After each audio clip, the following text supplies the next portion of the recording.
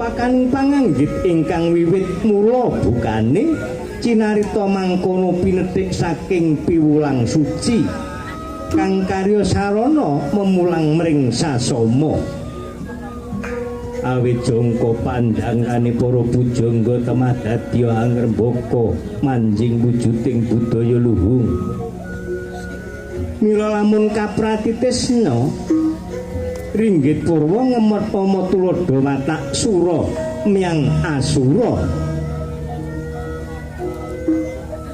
ingkang pepundhate watak asura sirna dening rodaning Darmastuti inggih ing mriku minangka cihna adil ingkang kawasa kang wineta jroning hukum karma sapa salah bakal seleh sapa gawe nganggo nandur ngunduh prawira marganing swarga nista marganing neraka.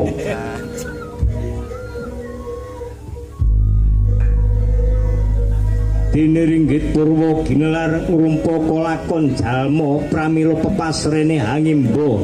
isining bawana kelir pinentang imbaning tawang nirodha lan awang-awang debok kaesti minangka bumi blincong ingkang hanelai yekti pasemon pinangka lakuning surya candra miyang kartika gending munya minangka gambaraning swasana bungah lan susah keprakan dudukan minangka cihna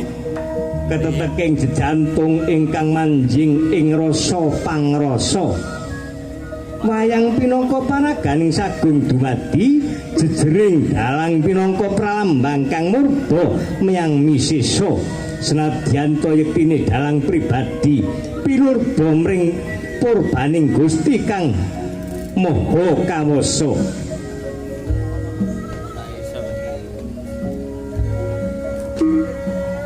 Pundhita ingkang pinurweng gupita samangke anenggih ing loka gawana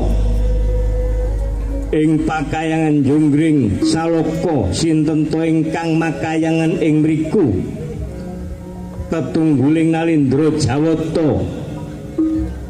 ingkang mangka sesembahing jagat raya estu kathah sesebatanira ajejuluk Sang Hyang Jagat Pratingkah inggih Sang Hyang Lautawal Hujwa inggih Sang Hyang Pramesti Guru inggih Sang Hyang Nilakanta inggih Sang Hyang Lengis inggih Sang Hyang Catur Buja inggih Sang Hyang Randuwanda